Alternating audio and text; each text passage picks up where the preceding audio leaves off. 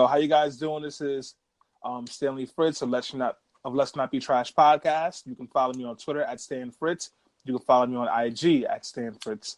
And when I'm not in Facebook jail, Stanley, go ahead, Fritz. My name's Evan Mastronardi. You can follow me. I don't have Twitter, but you can follow me on Instagram at _MASTRONARDI and just Evan J. Mastronardi on Facebook. I'm currently a free man there, though we'll see how much longer that goes. Since they never put the white man in jail. See? Even in Facebook, man. Even in Facebook. Oh, but you can also follow us on Twitter at Let's Not Be Trash. That's Twitter. right. That's Evan's gonna be sliding into DMs using that Twitter account. Don't make my hustle public, man. Sure. Or he's like, listen, Queen, let me tell you about the way I'm proving myself. All right, you ain't low. Yeah. So I wanted to revisit. We talked about sex work last time, and I had some feedback from a professor friend of mine, and I just wanted to say, it's always very important that men. If you get feedback on something, and this is why we do the show, right? We want feedback. And if you get feedback, someone, even if it's at least in the beginning, like confusing, or if you disagree or you want to understand it more, the feedback in itself is important, and you should always be open to it, because that's how meaningful discussions happen. Yeah. So I hope to meet with her and have a more extended conversation about it. But to summarize, some of the things she said was that there are many parts of the show she said she did like, but she said when you speak about sex work, it's important. Okay, so first of all, I want to emphasize that when we were talking, at least I'll speak for myself first. When I was talking about the different security concerns I had and like educational concerns and all that stuff first, I want to be clear that it's not at all a reason why it shouldn't be legalized. It should. And I also want to point out something she pointed out, which is that a lot of things we were talking about, so many women in that industry are talking about. They're talking about it every day with each other. They are organizing. Who isn't talking about it enough, I feel, and the reason I brought it up wasn't for, I mean, there are women out there, both on the organizing side, who are sex workers, who are nonprofits, who know way more about it than I do. Yeah. I'm talking about it from the perspective of, I don't hear the conversation from legislators talking about it in this light enough. Yeah. And that's why I wanted to bring up things like educational campaign security and like this comprehensive plan, because the organizers behind it, and many of the sex workers, they have been trying to lobby for this, especially, I mean, this movement's a lot stronger right now in the UK, but in the US too. But the legislators, it hasn't caught up an equal amount of steam. And I don't see this comprehensive campaign around not just legalizing it, but legalizing it with all of these things that would benefit sex workers and also educate our young men more to attack the foundation of misogyny, patriarchy, objectification that they bring to every woman, not just a sex worker, but every woman. And I feel like legalizing sex work from a legislative perspective should have that comprehensive package if it's going to be legislated. Yeah. The second thing I just want to throw in is that she said, and then I want to get your thoughts on this, that it's important to recognize that this is by no means any sort of solution for the incel movement. Not at all. It is not that these men, it will help. It's not that it will turn these men into like not incels if they have sex with women. It is not their right. It is not their they want sex workers to be provided to them by the government. Yeah. So fuck no. And even someone who is already in the movement and like pays for this, it is not a sex worker's job to take away that violent and problematic and toxic perspective towards women. The thing that I think is important, first and foremost, is that the women who are sex workers are able to have freedom, to have autonomy, to have protection, to have their own industry that they can profit off of in a safe environment, and they're working to this, and I hope legislators back them up. That is first and foremost. The clientele part is secondary, and for the clientele part, I do believe it may have some beneficial effects for, like I said, people who are disabled, people who have never had a sexual experience, and yes, maybe some men who don't know where they are in life, who do feel frustrated, but maybe could benefit from an experience. But it's by no means something that is a solution. and it is by no means something that's supposed to be given to men in this terrible movement. What's most important is that we support the women behind this, that we listen to them, and that there's legislation out there that will support the type of work they want to do. And I just want to finish on a quote from an author named Lux Alptrom from Vox, and she said, let me read it here. 1 second. Well, while I'm looking for the quote to finish on, let me get your thoughts on this. Yeah. Well, I mean, for me, like, the thought process is like pretty simple. When we're talking about sex work and potentially legalizing it, the conversation has to be strictly focused on like legalizing it and building a space so that sex workers and the people who have usually been sex workers, which is women and trans women, are able to have autonomy. And I think that, like, we have to address, like, just the sort of ignorance that people have about sex work and the way that people look at and devalue women, particularly women's ability to have sex and enjoy sex or even monetize sex. But, you know, like, that's only one, like, that's the piece of the work that should be centered first and foremost. And then after that, once we've got that taken care of, then we can have a conversation about, like, how other people can engage with it. Because the fact of the matter is, like, you know, you not talked about this. Men have always been centered, like, up front. Always. People are always thinking about us. And so, like, when we have this conversation, it's really important that it's not about us at all. That we're sitting back and shutting the hell up. And that we're just kind of, like, helping to create a universe that people can feel empowered and comfortable in. And then once they feel empowered and comfortable in that universe, then we can step into a space where, you know, where, like, then we can start talking about, like, the potential benefits for men. And that'll be a great day too, because, like, patriarchy hurts everybody, but it really hurts women, and it definitely hurts men. And the minute we can get to a point where, like, we can see the benefits of fighting it for everyone, then everyone will be safer and happier. So I'm going to get off my pulpit now. No, that's an important pulpit. Yeah, I think that's very true. I think the most important thing is first for the women within this industry to be heard, for it to be considered work, for there to be absolute place of dignity and autonomy, for everybody to listen and learn to what, like, this should be a forum, right? There should be more forums. I mean, you sometimes know more about city forums that are happening. Do you know if there's that many forums that involve active legislators who are considered? I know Julia Salazar is one of the people who's most pushing this in the state Senate. But do you know if there's any, like, forums with, like, the council or state senators that are meeting with sex workers to hear their specific, like, what they would want to see in some sort of protections and legislation? Is that happening now?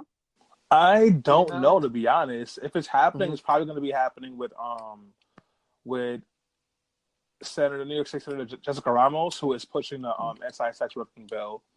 I mean, the sex working bill. So she'd be the one that'd be working on it and pushing it. But, like, yeah, I don't know of any forums or conversations happening. That doesn't mean that they're not happening. That just means that, you know, we don't know. So I guess we gotta work on our shit so we can figure it out and hopefully be a part of it. Right. We should definitely look into that. Okay, so let me finish with a quote by Ms. Upstrom from this article, Sex Workers Cannot Solve the Problem of Angry Misogynistic Men. It's on Vox, and I'm just going to read the last few paragraphs. But sex work is not a panacea for the toxic mindsets that cause men to rape and abuse. Suggesting that sex workers be offered up as a form of appeasement merely enables that sense of entitlement rather than identifying it as the true source of the problem. Men do not turn to violence and abuse out of sexual frustration or because no one will satisfy their desires in the exact way they want. Men turn to violence and abuse because their society teaches them that these are appropriate reactions to being denied whatever or Mm. whoever catches their fancy. Sex workers alone cannot dismantle that dangerous idea. That is work we as a society must come together to do collectively. Mm.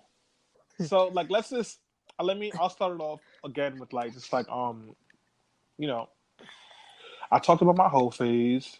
Oh, Mm-hmm. you were talking about you were a reluctant hoe. So let's start off with this. I'm gonna ask you why you are a reluctant hoe. Okay. Right. Okay. So I was a reluctant hoe because it took me a while to come to terms with the fact that you can be a respectful hoe, as we have coined the term on a previous episode, a thoughtful thottie. We let's not be trash, but get all proceeds for thoughtful thottie shirts in the future. Just throwing that out there. Mm-hmm. Um, but I always thought that, if I'm gonna be the type of guy that, first of all, I didn't even know I could be a guy that sees multiple girls at once. I didn't even know anybody would want that with me. Um, and it wasn't until I'd say like the past year or so that I think I just, not that it comes easy to me, but Yeah. definitely I got used to dating, especially online dating, Yeah. and I found the best way to like maneuver that, at least a better way to maneuver it. So it got to the point where I was talking to a few girls at once, Yeah. and I got to the point where I was wondering, well, where do I want to take this? Like, I don't know if I could have multiple relationships at once. Is this where like being a hoe comes into play? But is that who I am? How can Mm-hmm. I be a hoe, quote unquote, see multiple girls at once and still be respectful?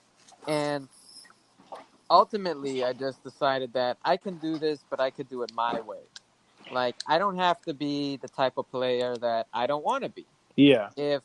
If there's a certain type of guy that I think is embodying like toxic masculinity, is not um, respecting women in itself, Mm-hmm. dating multiple women at the same time doesn't have to be that. You don't have to exhibit those qualities in itself. What do those It, qualities look like? it would look, see, this is how I look at it. I think there's a difference between being a playboy and a player. To me, the difference is that a player makes promises. Mm-hmm. A playboy doesn't, or like not. I don't even like say playboy. Like someone who is man or woman playing the field, as in getting to know people and Mm-hmm. dating. Like you're not really making promises. You're getting to know someone. A player will date you and say you're my one and only. Like from the get go, I love you. Like I don't want anything else but you. Like it's almost some. There's a term some people use called love bombing. Love That bombing. Never heard that before. yeah, I've heard it. It's like something that is a seen as a toxic dating behavior where you basically kind of front load all your emotions in the very beginning and then pull off later once the person's already invested in you. That sounds horrible. It is horrible, but it's something that's happened to me many times. I've also just had women straight up vaporize in thin air out of nowhere.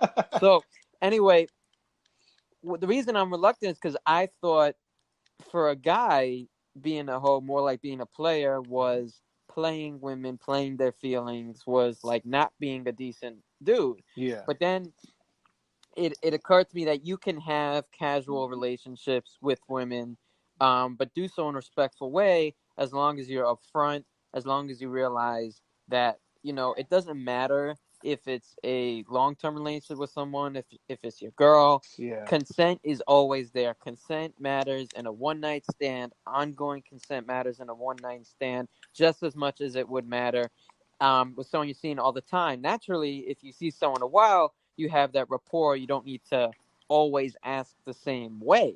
Mm-hmm. But the concept of consent is always there. And I thought as long as I show that, like we've talked about in previous shows, even if someone comes over my house after the first date, I'm going to make sure that they are 100% comfortable with whatever's going on. Then, Mm-hmm. yeah, I can be a hoe, but a good one. Mm-hmm. I could do it my way. So that was the transition that I made, and the sex therapist who I want to have on the show, she also kind of reinforced that when she said, it's not hookup culture in itself that's bad, it's what we do with it. Yeah. And that's where I am now. It's like I don't think it's bad to date around. I don't think it's bad to have your whole phase. It's just what you do with it. It's how you treat yourself and how you treat other people. As long as that you can see multiple people, but as long as you realize each one of those people deserves your time of day, Yeah. respect, consent, making them feel comfortable, that it's Clean perfectly genitals. 1000% clean genitals, then like it's a perfectly healthy thing to do. Yeah. I mean, that's what it comes down to. And like I've said this a million times. Everyone needs a healthy hope phase, but that Hmm. healthy hope phase includes you being honest with all the people you're engaging with. That Right. means using some kind of protection, Hmm. so that like you're not, giving somebody the monster. Is that your cat? Yeah. Oh, you could hear him. Yeah, he's going ham. He is going ham. Yeah. Yeah, he wanted me to keep playing with him. Well, It's like a listen, yeah, you warned us. You said we're gonna hear your cat once in a yeah, while. yeah. That's him. But yeah, it's about setting up the environment and setting up the ground rules at the beginning. Hmm. And if someone doesn't want to, like, someone doesn't feel comfortable with those ground rules, or like isn't okay with that, then that's Yeah. not somebody that you can necessarily hold with. And Right. that's cool too. But I think the place where this gets confusing is, and I have a lot of female friends, obviously, and I always tell them that, a whole phase is healthy and you should get one if you can, because guys have plenty of whole phases. We had plenty of phases where it's like, yeah, I was kind of going ham back then, doing my thing. And for me, as I said before, my whole phase really helped me to understand who I was, what I wanted out of a relationship, and what I Hmm. wanted out of sex. Hmm. And a lot of women don't get that because it's expected that they're going to be like, quote unquote, sweet and virtuous and like Right. fucking like pure. But fuck that. Get your experience up. I would but like, No doubt. I think the But stakes are higher yeah. for women actually, Well, because like yeah, like yeah. Go on. oh, I was gonna say, I was reading an article on everyday feminism that says, like, you know, studies are showing that women don't like hook up, like, one night stands, not necessarily because they don't enjoy sex, but because they are less likely to get an orgasm off of a one night Hmm. stand Yup. than men. Women, Yup. straight women climax only 60% of the time, whereas straight men climax 89% of the time.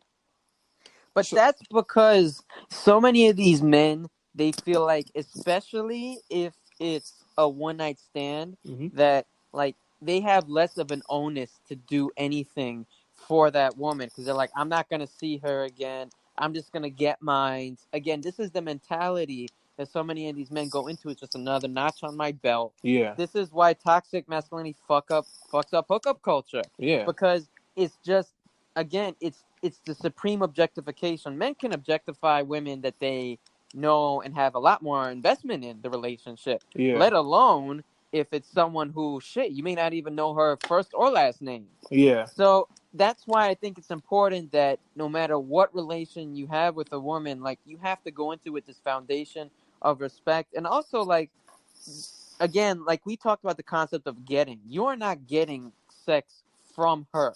You yeah, are sharing it with her. You are sharing this experience with her. And when men go into even a one night stand with that mentality, I think it'll be better for both of them. yeah, The thing though, I do want to talk about man or woman, because there's two concepts here. There's one is that it shouldn't be a disparity between how we treat whether a man has like a low body count or a woman has a high body count. yeah, There's that, but then there's also just the notion of many, like what we call many is relative, hmm, but many sexual partners, and is it at what point is it that you feel like you are giving too much of your body to too many people? I think that that is a legitimate thing, not to make it whether or not it's bad for women or good for men, because there shouldn't be that disparity. yeah, But do you believe like there's a line where you are being man or woman, any gender, that you are being like giving too much of that intimate side of yourself to someone who may or may not, maybe they don't deserve it. Maybe they've treated you and other people like shit. Maybe they exhibit a lot of toxic behavior. Like, do you think that it matters the type of people that you are sleeping with when it comes to, like, you know, um, their worldviews? Like, for example, like, I wouldn't sleep with someone who's a racist. If I find out that the person's fucking racist, I don't care how good looking they are. yeah, I feel like I am giving an intimate side of myself, or if the person um has very toxic views, which women even can, on yeah, feminism, I wouldn't want to be with someone like that.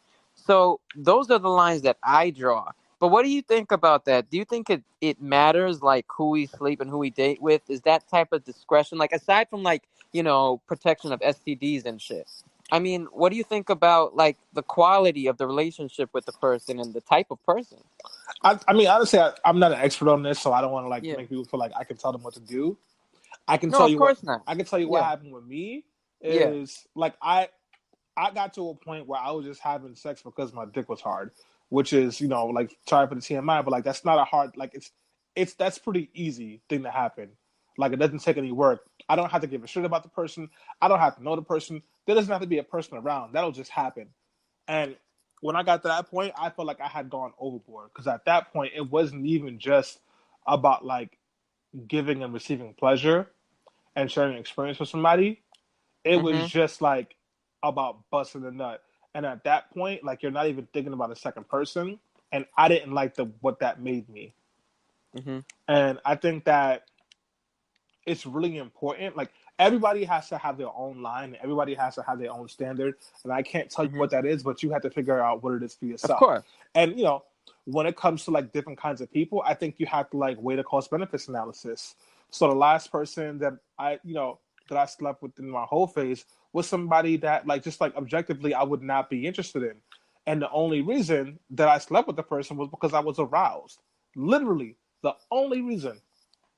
And when I got to that point, I realized like I wasn't just doing this thing as like I'm enjoying this. This is liberating. This is an experience. It was like I was doing it because I had to do it, and that's not good. That's not healthy. That's my point. That's my point. I think you kind of hit on, like, the one message that I kind of don't.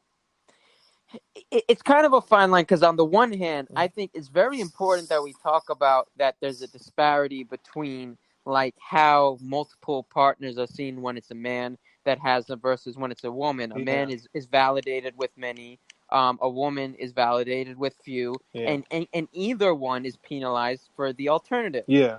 But I, I'm just hesitant sometimes because I think about, like, there's certain behaviors. Now, I'm not going to say there's a number or a specific line. I don't know what it is. It's going to change based on the people. But generally, like, not giving any consideration, I think, to who you sleep with the exception of, yeah, don't get an STD. I think, in my opinion, more discretion than that is probably healthy. Because I think it is saying something who you give an intimate side of you to, and also just from a practical matter, that we like to think like one night stands just disappear in thin air. Mm-hmm. Lots of times they don't.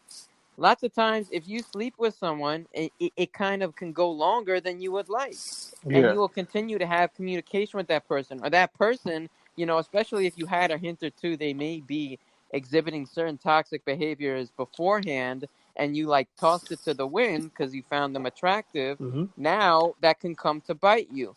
All I'm saying is, like, I don't want it to be that it's one thing to empower Mm-hmm. that we try to have the best sex and the best experiences and the best hookups that we can. Yeah. It's another thing just to literally say, get as much dick and pussy as you can, throw the rest to the wind except for wrapping it up. Well, I Like, mean, yeah, I think that's actually an opinion. Like, I yeah, would push back on that. I would say that's an yeah. opinion. So I think that if like that's someone's philosophy, get as much dick and pussy as you can, as long as you're safe and use protection, and that's how they want to move. That can be fine. That might not be your or my ministry, but some people are sexual people and fascinated with sex, and it's not even about the person. It is literally about the experience, and that might be how they move. I think the two pieces in there, like which what I would say is like A, make sure you're safe, and B, make sure like there's always healthy and enthusiastic consent. After that, I think it's up to the person. I mean, I agree from the standpoint of, like, if we're talking about consent, Hmm. yeah, absolutely. I'm looking at it from more of like a holistic standpoint of the experience because I mean, this is my opinion. Look, there is no absolute truth here. It Yeah. depends on a everybody's going to go through their own phase. They'll make their mistakes or they won't, or they'll have the best experience and they'll feel like every person they slept with um whether or not it lasted a night or a long time is something that they are that is an experience they don't regret, or they'll Yeah. have a few regrets. That I just think about a lot the messages that get ingrained um in our generational culture, Yeah. especially among young people, and sometimes I do think it flops from one extreme to others. Yeah. And I just, for me personally, Hmm. I look at sex still as giving an intimate side of yourself to someone, and I still look at, does the person deserve that side? And I also believe I'm not the type of person like, you know, I know that women have significantly more to fear when it comes to going home with a man that they barely know than I do. Yeah. But I still think about that too. I don't think that women are harmless either. I think that's actually toxic masculine thought too, that women can only be harmless. Yeah. I think that I think twice too about someone who I bring to my home. Yeah. So I think that there's something to be said about the amount of the intimate nature that you're giving someone, that I'm just saying I think personally it still should be a consideration, especially when you do have more information on that person, Yeah. how they treat other people, some of their behaviors, and maybe how they've treated other women or men who they've slept with, and you've heard stories or whatever about what they've done after. I'm just saying I still think like, whether it's a woman, whether it's a man. For me, I think it's good to have as many healthy experiences as you can, but I don't like to look at it as another notch on the belt, because I think once it goes to that level, once you detach yourself enough from it on that level, there Mhm. can be consequences that aren't good no matter what your gender are. Well, yeah, there can be consequences, but once again, I still think that like that's on the person because what are we talking about here? Are we talking about safety or are we talking about sex? And you know, literally, someone can just like look at sex that way. Now, granted, when someone's looking at sex in such a detached way, like that can mean that there's some like larger issues there. But it could also mean that like they have gone to a space where they said, you know what, I'm going to commit to having lots of sex, and like I want to have sex with this many people, and I want to do this many things, and that's what they want to do for an expected goal. And I think it has to come down to, you know, are they using protection? Are they making sure they're in safe spaces? Do they trust the person that they're being intimate with or the people they're being intimate with? And is there consent consent? I think like the other parts of that is like more so like us just, not necessarily understanding or relating to that piece. Because at the peak of my whole days, there were lines that I personally would not cross. And maybe they were made up lines. But I was just like, for me, this would be too much. But then for the next person, that's nothing. And then also, which is a question that we can't answer because we don't know individual people, why are you having sex? I was having like a lot of sex because sex felt great. And also, like, I was really excited about the fact that all these beautiful women wanted to have sex with me, and I couldn't get enough of it. If I, Okay, King, don't stop. all Give right, give give more facts. no, what I mean, but then was I having sex to That's make important. make Yeah. myself feel like important or like value myself as a man? Because if I Right, was, I right, think right, I right. think that's where the danger comes in. But like I was like busting nuts, and like I was like sleeping with women, like a lot of women who I never even thought I had a chance with, and a lot of women who, you know, I probably had a chance with, but was never able to like, get them interested before. So it was just like this thing, and I was young, and the opportunity was there, so I was going after it. But was I having sex because I was alone, or I didn't want to be by myself that night, or was I having sex because like it made me feel like a bigger person? Those are the bigger questions, and that's something is a piece that like is really important. Other than that, if somebody's like it's Tuesday and I want to bust a nut and that's good enough for them, then fine. For me, that was a problem. Once it got to the point where it was just like I'm only doing this to bust a nut, it was a problem for me. But that was my line. Yeah, I mean, I'm looking at it. I guess this would be seen as a little old school, but I look at it like whether I had a child, boy or girl, Hmm. like regardless, um, how would I feel if this was if this was like the phase they were going through? Not like the whole phase that we're talking about, like Yeah. more of a healthier phase, but literally almost like I want to have as much sex as I can. Yeah. Yes, with safety. But if like my son or daughter, if I found out that that was their attitude, like I would be concerned. Yeah. Because here's the thing, like I've I've also just heard too many stories, and especially like I hate looking like, first of all, the thing that I think is most important is that labels are taken out of it. Because Yeah. one part is like labeling slut versus pimp, like slut versus player. Mm-hmm. Like I think those labels need to be erased, removed. Like unless we're talking like in a joke, like a whole phase, I think that that's a separate issue. Mm-hmm. Like none of these deserve labels. But I'm just looking from like as a person.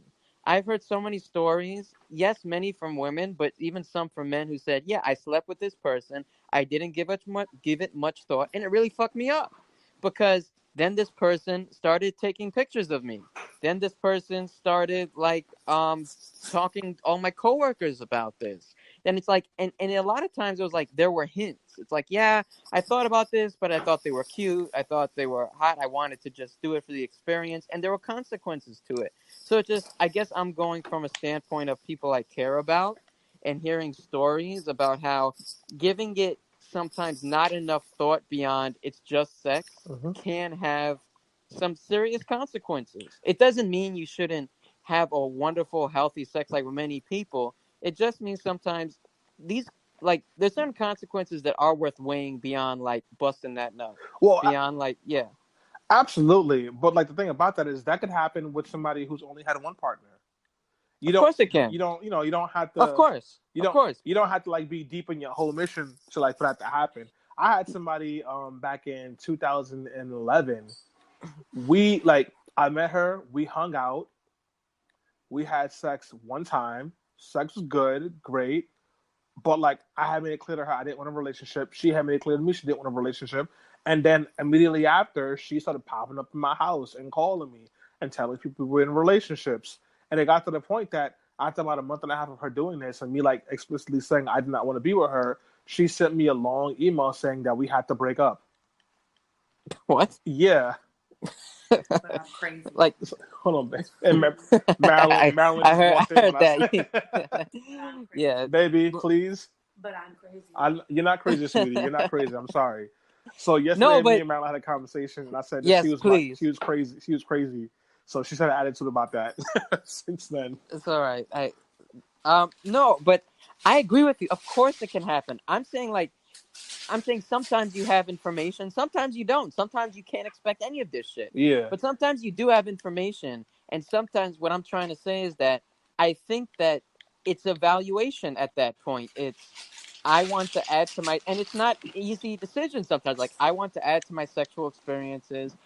I want to do this just for the experience. I'm attracted to this person. I want to see what it's like. But at the same time, sometimes like there are these kind of red flags, or maybe they're not red flags yet. But I've heard some things. I've seen some things that I generally would consider precluding me from getting that intimate with the person. And it's like sometimes you should listen to those red flags because sometimes I think that that is more important than the sexual experience, who you can have with like tons of other people besides this person. But hold on now, just Yeah, because so what you're doing, I'm gonna push back on you again. Like what you're yeah. doing is like you're implying that people who are like just trying to get their nut off aren't necessarily assessing. And you can be about that whole life and still be assessing like, oh, I'm not gonna fuck like and like that's the thing that No, no, men no, no. I'm saying, yeah. Go on, go on. like that's the thing that like men actually like screw up a lot. I remember when I was like in seventh grade, there was this, like during summer camp, and there was this girl. They was like, "Are you a virgin?" And she was like, "No." And all the guys went crazy. And then she was like, "Why do all the guys go crazy?" And I was like, "Because since you said you had sex, it makes them think that maybe they have a chance to have sex with you." And then she was like, "That's dumb." And I was like, "Well, that's what like for guy logic." Which is I'm kind of impressed with my 12-year-old self to have understood that kind of Yeah, reasoning. word. Damn, 12-year-old But I Stanley. had a Let's girl. go. Oh, that was my first girlfriend, Gina Gallo. Oh, I gotta write about her. Oh, so she enlightened a bit. Gina Gallo, yo, She was enlightened 12-year-old Stanley. this Puerto Damn. Rican girl from fucking Bushwick. She was All so right. skinny. Every time we kissed, it started a fire. But but but anyways, getting back to oh, that was my first ghost. She ghosted me. Damn, She I should did? write about that. Shit. What? Wait. Hold up. What was ghosting like then? What did that mean? So we were in summer camp together, and she just stopped showing up. And I didn't have her number because we were in seventh grade. So I'm not just calling her crib to talk to her. This is the '90s. No one had cell phones. This is like '98. Yeah, But and you want her dad getting on the phone. word, Shit. you're like, hey, my nigga, stop calling my daughter. But anyways, that's back then. Ooh. Anyways, where was I? I lost my train of thought. No, I see what I Here we see what go. you're yeah. Sorry. I see what you're saying. Let me get back to it. So like, I'm not Yeah. let me be clear. Like, I'm not saying like you're one of those guys who thinks, oh, because like she fucks me, she'll fuck anybody. But like that line of thinking is where that goes, because we like the way we tend to think about promiscuity is that like somebody who's just like trying to get their nut off is not also doing a cost like a cost benefits. Like, oh, this person likes to murder people, maybe I shouldn't fuck them.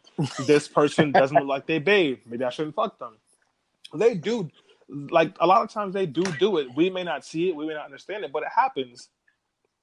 Even yeah. Even as like they used to say in my own neighborhood, like even like the quote unquote pop on the block, like the girl who you knew. I'm using like old language. I don't mean be problematic, but the girl that you knew that like if like somebody wanted to get some, you can go to her to get some. Mm-hmm. She could still shut your shit down, and she did, because like an interest in sex and climaxing does not necessarily preclude screening or preference. No, I'm not saying that. I'm just saying it matters. I'm just saying the cost benefit analysis matters. That's all I'm saying. Yeah, like I'm not saying people who want to have a lot of sex don't do it. I'm just emphasizing that during that phase it matters. That's all I'm saying. No, I know that's what you're saying, but like what the point I'm trying to make is like, even though that's all you're trying to say, like it alludes, whether you mean to or not, that they're not doing that they're not considering the cost benefits analysis, and they usually are.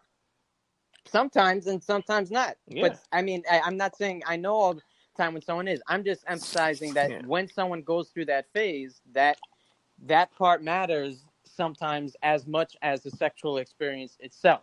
I'm just saying, like, I would give both weight during this point, and I think that's another important message to be said during the time when people have these sexual journeys. No, but I agree that many people do them. I'm just saying it matters as much. No, I hear you. In the peak of my whole phase, I was doing a cost benefits analysis, and it was a moment that I stopped.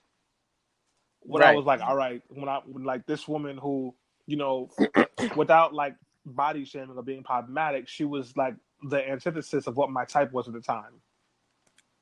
Yeah. So, baby, please. Sorry, Malins. I hope you didn't hear her. So I heard.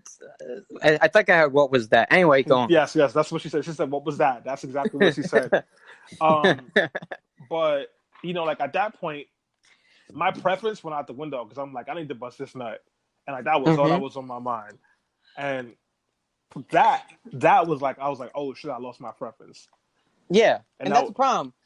Like I've had guy friends say the same thing. They're like, yeah, I was smashing, but like again, smashing. I'm just saying, this is I'm using the language. Yeah. But I wasn't attracted to her, and like I had like I can go in real detail, but like there's certain positions that they needed to do to make this work. Oh, I think you know what I'm referencing. Oh, damn. So yeah, but you've heard guys say that, like that's the way they gotta go sometimes for that. But okay, but I'm saying like, my man, then why are you doing it? Because it's about that nut. Like it's about that nut. Yeah.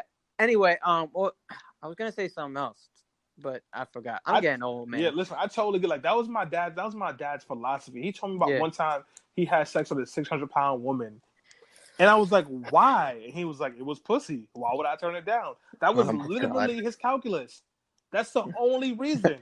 Because it was pussy and it was there. Like, what the fuck does that even mean, Dad? Well, I just want to. I'm with you. I think that's the. I think I can't top that. That's the best way to end it. So I want to go to something else. So move on, King. I want to talk about. So we like to end generally with ways we can do the work and like tangible examples. Mm-hmm. And I wanted to talk about something really important, which is basically intervening. Mm-hmm. Because there's moments as men to be decent allies where we have to maybe intervene. Mm-hmm. And also it's important, like I've mentioned before, I think, to put ourselves in women's shoes. Mm-hmm. So I'm going to give you an example about when this happened to me recently. And if you want, you could think an example about both the time when you like put yourself in women's shoes and a time when you felt like you either wanted to intervene or did intervene and you thought it was like a good thing to do. Mm-hmm. Like, so I went to the doctor the other day, and the nurse was really cute. And the second that situation happened with this nurse, oh, so she was and me, Dominican. Perhaps. I know you're tight. Come on, I know you're tight, King.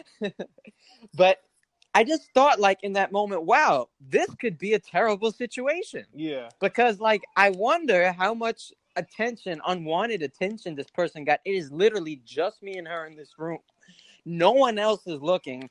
I know to behave myself because, God forbid, like, that must be awful if, like, another patient comes on to you. Yeah. But I just thought, like, think about all the professions that we just think of, like, almost abstractly out of context. But the second you're a woman in that profession, like being a male doctor versus being a female doctor, being a male nurse versus being a female nurse.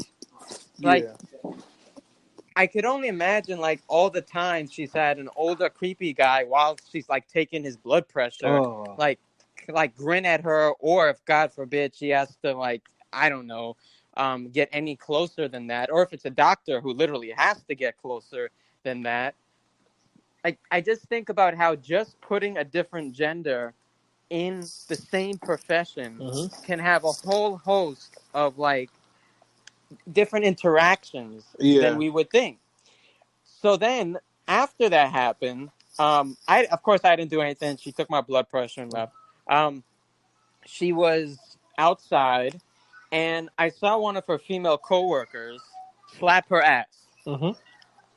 So a female coworker slapped her ass in the middle of everybody. And I'm just thinking to myself, where does this stand in our workplace harassment? Where does this stand in, like, even male allyship? Because if that was a guy that just slapped her ass, I should probably say something. Yeah. But because it was a girl who she seems to be friends with, and they laughed about it, I mean, there's all these things where we see them happen. Like, what do you do? If these two people are friends, I'm not going to go out and go in between them and say, like, fuck your friendship. Yeah. Fuck your friendship. Like, hey, these two are, like, I feel like I'm snitching. Like, maybe they're just friends. Or maybe, even though it's a girl, she smacked her on the ass and she still felt uncomfortable and she laughed because she was nervous. Yeah. Like, there's all these things where the only calculus I did to make me think that I shouldn't say anything was she laughed and they're both girls. Yeah. And even though that maybe in that situation that was fine, it didn't feel good. It didn't feel like it was a good thing to settle on, because technically those things shouldn't matter. Yeah. I mean, my basic analysis for something like that is sometimes the simplest solution is minding your fucking business, which is the solution that I think you took. Yeah, but sometimes we're not supposed to take that as men, because if we mind our business, we're just letting shit happen. Yeah, sure. It'd be different if it was another man and she was visibly uncomfortable. But, you know, things are a little bit ambiguous when it's the same gender. That's not to say that, like, women, like, you know, like, you can't be harassed by somebody of the same sex. Exactly. But just, like, that's a lot less likely to happen and to occur. So there's that. And then also there is, you know, if, like, it comes across as a situation to you that might be problematic or uncomfortable, you hang around until the person leaves and you go up to them like, hey, are you okay? You know, are you fine? But particularly with women and, like, the way they engage with each other, I mean, like, the power dynamics are different. So, you know, with my limited knowledge, like, I would assume that she might feel a little bit more empowered to say something, because it isn't like she's going to be dealing with somebody who's 50 to 60 pounds heavier than her and can do serious damage if, like, they see it fit. And then also, just, like, women just are not as, like, how can I put this? Women are not as, like, likely to, like, have sexually motivated, like, behavior in, like, very unsexual workspaces with people who have not consented. They just tend to be a little bit more emotionally intelligent than men when it comes to that. Well, yeah, I see. All the things you said is exactly how I felt. I'm just, like, doing, like, a post game and thinking about it and wondering if that's right. Because a few things here, right? First of all, the girl who happened to smack her ass was a lot bigger than her. Mm-hmm. Like, she could have done damage if she wanted to. Yeah. And maybe she was lesbian for all I know, and the other girl wasn't. Yeah.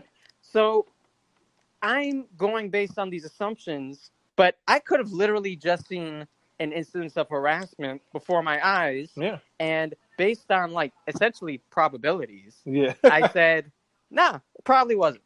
Yeah. So I'm like, there's a pragmatic aspect of it. I'm not saying that what you or I would have done is wrong, because I honestly don't know what the right thing to do is.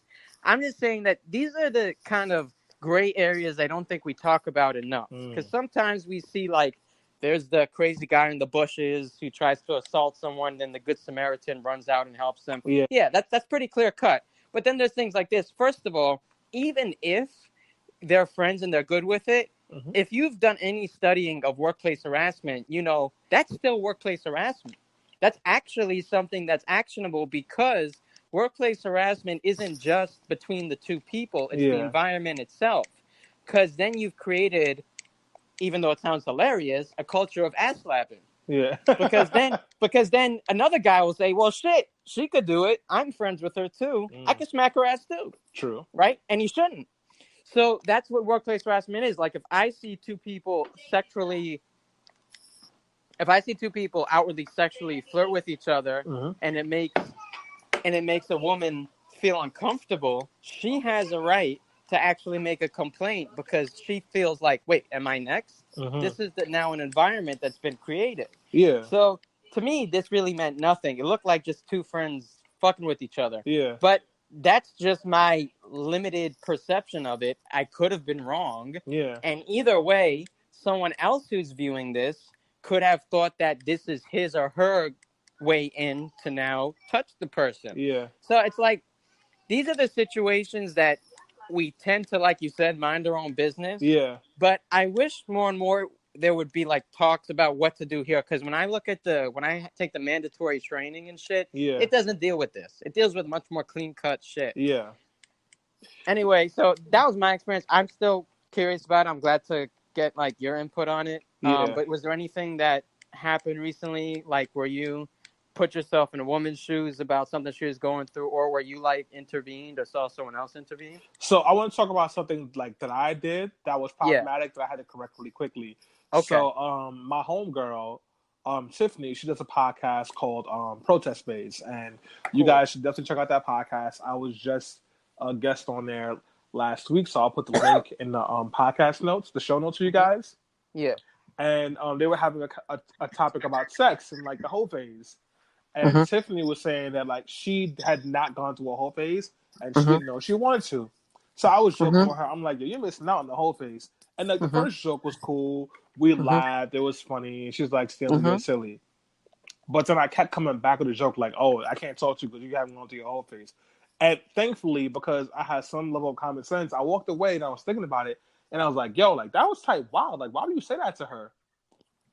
And I had to go back. I went back to her. Like, I wasn't sure if she was bothered by what I said, but I know that, like, I felt weird about it. So I went back to her and I apologized. I was like, hey, you know, I think I was wilding out a little bit. I apologize. And, you know, she didn't make a big deal out of it. She was like, it's okay. It's cool.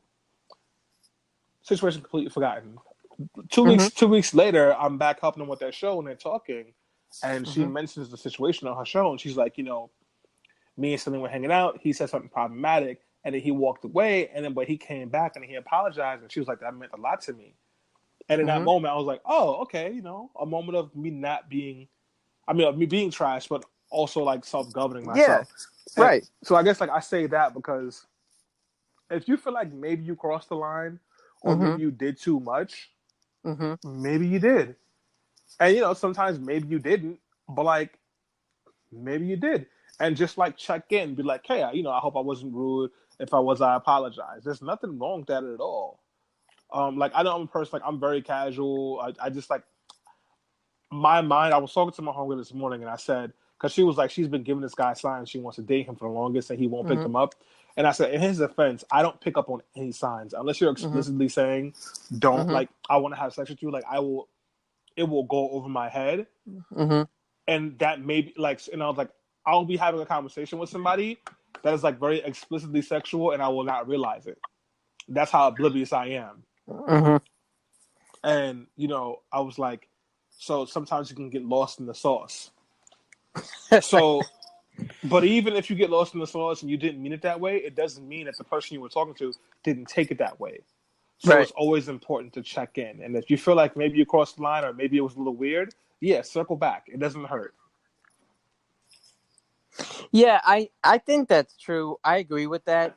The only thing that sometimes I think guys hesitate with, and that I have as well at times, is there's been occasions where I've done that, and a woman look at me almost like I'm soft. Yeah. And it's not a. I'm not saying it's a reason to not do what you're saying, because ultimately what you're saying is right. Yeah. But I'm just saying sometimes if you say, "Oh, did I cross the line? Like I meant that as a joke," and they're like, "Nah, you good. Like Yeah. what are you saying?" And I think sometimes guys do have that in the back of their head Yeah. because we're not all on the same page. Like there's Yeah. some people who are really conscious of these things and who would take certain jokes seriously because they know the connotations of them, Mm-hmm. and or maybe they've heard that joke directed at them before. Everybody has a different sense of humor. Yeah. But there are also times where I've even said, like, I remember once, it wasn't something I said, Mm-hmm. but it was something someone else said.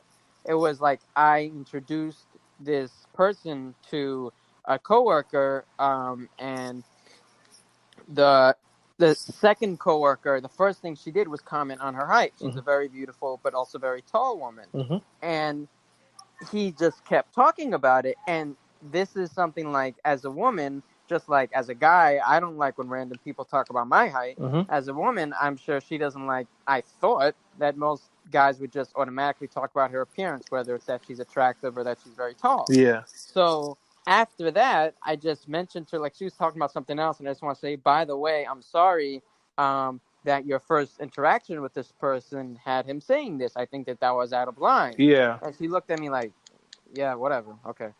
And it was like I felt really. I'll be honest. I felt dumb. I felt. Yeah. I felt soft. I felt like the terms that we used, like, back in the day. Because I was like, here I am trying to be all sensitive to this, and the person's looking at me like, what the fuck are you talking about? And I'm not saying it wasn't wrong what I did, but there is that element sometimes where there are moments where I don't say something. Generally, especially if it's not something I said, Yeah. because it's something that someone else said. It's kind of like as a third party. A lot of times in that case, I don't say anything because sometimes I just don't want to get that reaction. I'm not saying that's right, but I'm just saying this is some of the thought process that I think men have. Well, no, like I actually, I want to like, first of all, so the way that I move with women and the way that you move with women is different because, Yeah, and I want to acknowledge that and show respect to that yeah, because like I'm in a 7-year relationship, like I'm not thinking about women, like I'm just not approaching women or interfacing with women in the same way. right, right, right. So like for me, it's like I'm in a happy relationship. Like I love my girlfriend. She's everything to Mm-hmm. me. So I'm just like my engagement with women as this is gonna sound wild problematic, or but Yeah, like it's just like I'm just dealing with a regular person. Like and yeah, I'm I got not you, like bro. there's no ulterior motive. I'm not trying to holla. I'm not trying to Mm-hmm. smash. Right. So as far as like guy culture goes, the stakes are Mm-hmm. always very low for me. Yeah, right, So right, like I have a lot more space, right. at least mentally, to do something like that. And if like her response is that way, it doesn't bother me. It's Who like whatever. yeah, Yeah, who yeah. gives a fuck? I have a beautiful girlfriend at home waiting for me. Like I'm not Exactly. worried about you. So like I do want to say that and so like that's why it makes it easier for Mm-hmm. me to like kind of like make that move. But then now Mm-hmm. I also want to push back gently. And I think you would agree with this. So like let me Mm-hmm. just add that caveat. But like Mm-hmm. so the fuck what? Because if she's someone who is gonna like look at you crazy or even Mm-hmm. condescendingly because like you were trying to like acknowledge something problematic or like maybe Yeah, course correct something you thought was inappropriate, yeah. then like that's not really somebody you need to be dealing with anyway. And then also it goes back to I think what we were talking about earlier on this show or last show. That's just showing the ways that patriarchy impacts everyone. So Right. she is in a place where she understands that like what you're doing might be a good thing. Or maybe she doesn't care. And if she doesn't care, that's fine too. But like you don't need to feel bad about that because you did the right thing. Yeah, I agree, but at the same time, it's like it's always a balance when you're trying to date because you're between the way the world is and the way it should be. Mm-hmm. So I agree with you abstractly. Yeah. But at the same time, I will wholeheartedly admit there's certain behavior that I wish I could exhibit to be the best feminist man that I literally choose not to do. Yeah. And it's because I know that for the most part, women will look at me sideways. Yeah, no. At least in my experience. Not all women. I want to be clear. I'm sure there are many women who wouldn't. But many of the women who I've gone on dates with, and many of whom have been very supportive of feminism and progressivism and many of the issues who I support. But when it comes to the one-on-one dating dynamic, when I interject certain ideologies and ways of masculinity that I really support and want to be and are, I guess, would be considered alternative, I get looked at a certain way. Oh, me too. And like that's why I want to acknowledge that. Like, go ahead, you finish. Sorry. Yeah, and also, like I've told you, sometimes I feel like because physically there's certain things about me that don't embody like quote unquote typical masculine man. I do operate sometimes like I got a strike or two against me. Yeah. So it's like I am always balancing between trying to be the best man I can be, the best advocate, ally, feminist, but also like I want a second date. Yeah, no. I want to be able to see this person, and maybe I'll drop some of that later on in the relationship when we have more of a foundation. But it's a tough balance for me. Anyway, what do you want to say? No, you are 1,000% right. I just wanted to say that. Well, you know what? Yeah. You are 1,000% right according to my own experiences. I can't tell you how many crazy looks I've gotten from women because I've said things or like because like my politics on the issue on like particular issues where like you can very easily tell they're questioning my masculinity, they're questioning my logic. One example that I can think of off rip is I was in the train with somebody who works in the movement, who does movement work with me, and you know, like I was sitting, and the way I was sitting, like I was trying really hard not to like spread my legs, and she's like, "What's going on?" And I was like, I didn't want to man spread and like take up too much space, and she was like, "You really worried about that?" And the way she looked at me was like, "Yo, this guy's a bitch." Exactly. I fucking hate that look. But like, I want to like, you know, let me like be 100% transparent. If I wasn't in a long-term relationship, maybe I'd feel different. But like when she said that, who gives a fuck? My shorty is bad as fuck. Yeah. And like she respects the fact that I think about things like that. That's beautiful, man. My cat is bad as fuck. Yeah. But like right now, that's all I got. Yo, I hear you. I heard you on that one. So like that's what like. But I just want to acknowledge the fact that like that makes it easier. But I do think that we got to get to a point that even if I didn't have this wonderful partner that I did, that I would still be willing to do that. But I also want to acknowledge that shit is fucking tough because like you're trying to date, you're trying to meet good people, and you don't want to get disqualified from a relationship with somebody who you think is really great because like you admitted that you cried during a movie and she thinks that's a little funny style. Even though we want men to be more emotionally like exactly. This is a whole fucking factory. Yeah, man. It's a fucking corporation. I remember motherfucker. When my freshman year in college, I told this girl that I cried during the 9/11 documentary when they talked about all the people that died, and she was like, "Oh, you too soft to be my man," and like she deaded me, and then they started calling me 9/11 tears for like a whole semester. Wow, that is like the most horrific nickname I've ever heard. Yeah, that's a wild nickname. But you know what? Nobody was trying to throw me no pussy back then. There were 2 times in my life when everybody was against throwing me pussy. It was back in high school when I was doing like the Naruto run. You gotta run from Naruto, like you have your arms bent all the way. Oh, I know it so well. Babe, I'm recording a podcast. Sorry. I 1000% know Naruto run. I thankfully have not done it. But I must ask, did you do it with like the windbreaker ass shorts on? Nylon shorts? That made noise. Oh, I feel so sorry. Yes. Oh my God. Babe, sweetie, I'm doing a podcast. You like put the book bag at like that 45-degree angle. Yo, I was really in my Naruto bag. Like I'm not gonna lie to you. Oh and my like God. I didn't understand why women didn't want to sleep with me. I mean, as an adult human being now, like if I had a spare pussy in my book bag, I would not give it to that person. Like I totally get it, but like back then I didn't get it. But that period and my freshman semester when I cried over the 9/11 video, and it was like, ew, you mad soft. Oh, there was another time too in college when I was using Bed Bath & Beyond lotions because they smelled nice. Why are you trying to jock a guy's moisturizer, man? Yo, but fucking get like this. one girl came to my dorm and she said like I had like moisturizer and she was like, "Are you gay?" And I was like, "What? No." But like, so what if I was? And after that, like they wouldn't fuck with me because they thought I was gay because I like to have soft skin. Oh my God, this is how patriarchy spreads its wings and perpetuates into like all genders. Yeah. This is a perfect fucking example. But like now, I don't give a fuck. My shorty bad as fuck. I'm about to make sure my skin is moisturized and my beard is nice and moist. Fuck you. We have established this. Word. I'm very happy for and you. My girl's gonna be like, "Babe, your beard is mad soft. I love it." And yeah. These women who like who maybe aren't like what they need to be yet politically on patriarchy, they're gonna judge me. But I'm gonna come home to my partner and it'll be lit. But when you don't got that partner, that calculus is a little bit different. It is. You can't be as militant. You can't be like, "Nah, I don't need you." Yeah, I'm gonna go home and chill with my cat. Yeah, that's that's the kind of pussy you trying to exist with. I know. Yeah. I understand. Nah, don't get me wrong. He my number one pussy. My day one pussy. Yo, we're probably having a wild problematic conversation. We'll find out after the show when somebody messages us. It's a cat. Well, I can't say pussycat now. I'm sorry. I draw the line there, man. It's a fucking cat. All right, man. Just wait. What if we end up in Bossip podcast is talking about pussy? Yo, if we made it a Bossip, I'd be mad hyped. Like, yo, we made it.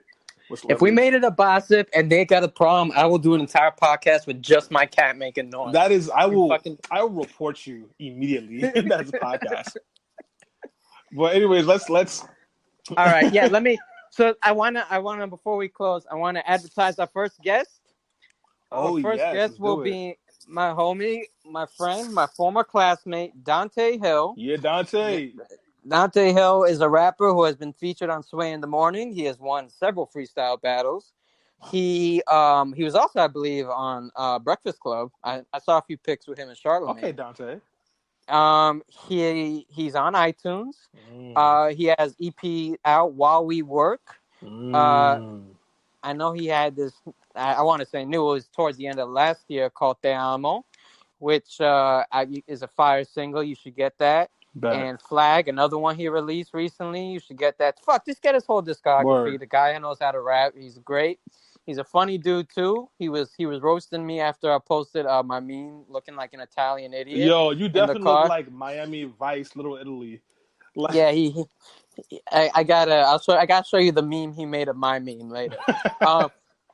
Anyway, I'm really looking forward to having him. He's a great dude, very talented. I look forward to watching him just fucking like blossom and ascend, and hopefully this guy's gonna get a Grammy someday, and we could say we knew him. Word. And I'm thankful. I went to 95 with a lot of cool people. I went to City College with a lot of cool people, and I'm pretty grateful that I'm watching all my friends kind of like I said, blossom and have amazing careers. So you're trash for having good friends.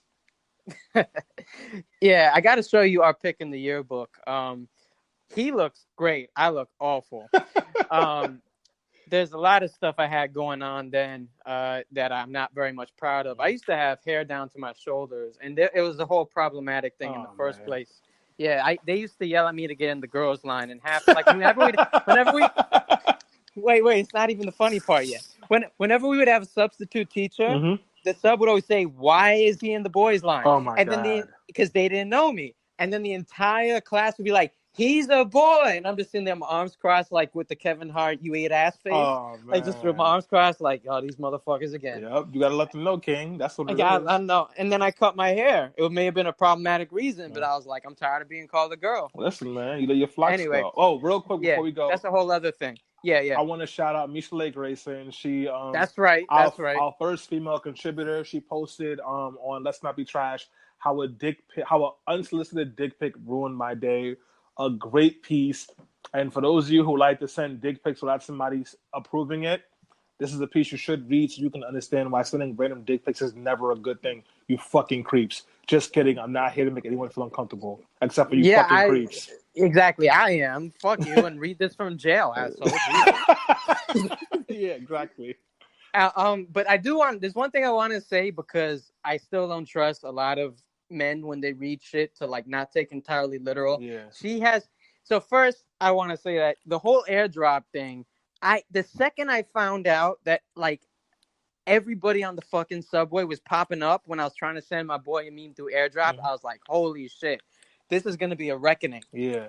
Because I'm just shocked. I'm not shocked. I kind of expected it given the way men operate. Yeah. But it's just awful for me to think that here is another space where women are not safe. You niggas right? is nasty. Who was just like, yo, well, first of all, why do you just have dick pics in your photo album ready to deploy? For anybody on the train, like, are you picking people out? Like, I don't even want to know the thought process behind that. If my actual girlfriend said, babe, send me a dick pic, I would have to take a fresh one. But why do you just have, like, why do you have dick pics just in the camera phone ready? What archives? Like January, February, March, just are niggas doing dick photo shoots? Yo, but then like also, you know what? Actually, now that I think about it, that might be a good thing because then you can get the good lighting. Because see me, I don't take dick pics, so when I take a dick pic, I gotta take multiple ones to get the right lighting because I don't know how to do it. Damn, so maybe I'm missing out. Shit. Well, you can have the stock ready. It's just what you do with it. That's the problem. But that's what it is. But wait, hold on. So Evan, you have like a secret folder with just dick pics, like of your best dick pics. Fuck no. Yeah, yes you do. You definitely do. You definitely got the dick pic folder. Nope. When she hits you up like, can I get something? You be like, hold on. And you put the code in, like Batman when he goes to the Batcave. Go through my archives. Except instead of a Batman, it's just a giant ass dick just flashing into the night sky. Or he's like, show her Nightwing, show her Endgame. No, I don't. Honestly, like, I mean, I don't have it, and I think most. Okay, I'm not a woman, but I would think from reading about what women actually prefer in this category when it's of course consensual, it's like they don't just want you can find a pic of a dick anywhere. Yeah, like it has to be framed properly, it has to be romantic, there's got to be other shit going on. It can't just be like just dropping that shit on the fucking coffee table and just like sending it. How do you make a dick pic romantic? Don't want to know. I don't want to get into it, but you say that for your Tinder's king. No, fuck no. No, but what I wanted to say was because she included this chart that was really funny, and it said like, did you ask her, can I send you a dick pic? And it was like a chart that said, if the answer is no, then you shouldn't, and if you asked her and she said no, then you shouldn't. The only reason you should send it is if she says yes. Yeah, which within a certain context is right, but sometimes I just want to be clear. Why the fuck are you asking somebody? Yeah, like that's one of those things you got to get. Let's be clear. Like, this is the shit that bothered me when people were like, "Well, Louis C.K. asked." I'm like, I ask if you want cream in your fucking coffee. I don't just go up. Hello? Yeah, I'm here. Oh, okay. I thought we had issues. Nah. Now I was like, I asked, do you want some coffee? I asked, do you want copies? Yeah. I don't like. It's not on my list of shit to ask. Is yo, can I fap in front of you? Word. Like, this is. The ask itself in certain situations is harassment. Yo, so don't just think you can go up and say, well, I asked, I was polite. Sending dick pics and asking to jerk off in front of somebody who you are not in an intimate relationship with should be the equivalent of asking to go to a funeral. You should be invited to a funeral. You shouldn't just pop up on your own or ask someone to invite you. Like, yo, you're not going to ask them to come to the funeral, or you're not going to ask them to speak at the funeral. You would not do those things because that'd be fucking weird. King's making connections right here. I wasn't even thinking about funerals and dicks and shit when I was. Think about it. Connection, bro. No, I agree with it. That's a good one. That's some metaphorical shit. I wasn't even thinking about. We're like, you on a packed one train heading back up to Kingsbridge. Yeah. You finally get to 168th Street, so you know, damn, it's lit. Now my trip is down from 2 hours to only an hour to give that 2 hours. Yeah. And just as the train starts leaving 168th Street, because you know the elevator broken, so mad people be tight now. Right. You go straight to 181st. Your phone pings, and lo and behold, there's just a dick all up in your airdrop, bro. And that's anti-blackness. I mean, I know you're not black, but like that's anti-blackness. Like you could say that if somebody sent you an unsolicited dick pic. Yeah. Also, it's worse thing, have you ever been waiting on a text from someone and then you get a text and it's like the fucking AT&T bills just saying, "Yo, you maxed out." Yes. Like that's just imagine like you waiting on shit from someone like, "Oh, she hit me back," and it's just somebody meet just all up on your screen. Yep. Like maybe she's waiting to hear back from like a job interview or something, and it's like, what the fuck is this? Oh shit! Hold on, I'm gonna interrupt you, but like I got sent a dick pic before, and it was mad traumatizing. What? Yeah, hold on. I was 15 years old. This is No, you just dropping levels on me right now. For real. Like, yo, so like I don't want to say like I know how she felt because like obviously I didn't. No. But like, this is like back in the days. Like I'm like 2-3 years older than you, right? So this is like back in like the AOL chat days. So I met somebody in AOL chat, and she's like, "Oh, you want to talk?" I'm like, "Yeah, sure." So we chat, and she goes, "Let's exchange pictures." So I sent her the one picture that I have of myself, which is me in like my black and green Kobe Bryant jersey, because Kobe Bryant was my favorite basketball player. Yeah. And then she goes, "My turn," and sent me 3 pics, and I clicked on them. And this is back in the days when I had dial-up, and it was a guy, and he had a dick. And it was I'm sorry, but that's hilarious that it's dial-up. Because you had to wait for that shit to load, all right, and it was still a dick. Don't be trying to trigger me, beloved. And it was just like 3 dick. Like first one was just a dick, then the second one was a dick in the balls, and the third one was just like he had come and he had his dick in his hand. And I was like, ah! Oh my god! Yo, I was so traumatized. When I tell you, I was afraid to like talk to anybody online, and my boy was there too. Because we was playing, oh damn, we was playing NBA Live, whatever year it was, like 2000 or whatever. And when I tell you, like he was dying laughing, like he laughed at me. As a matter of fact, I'm gonna put that up as a status on Facebook to see if he responds. But I was like, I didn't go back on AOL chat for like a month after that. That's how traumatized I was from the whole situation. Yeah, AIM was lit, man. There was a whole bunch. Not for me. I don't forget his name, Nate. Wait, but his name wasn't initially Nate. What was it when you thought he was a girl? I don't remember, but I know when he sent me those pictures, it was Nate, and that was. Then he revealed it with his dick. Yeah, by the way, yo, I was so tight. So anyway, the moral of the story is that don't try to shift me, King. Don't try to change my narrative. Yeah, you're right. Go ahead.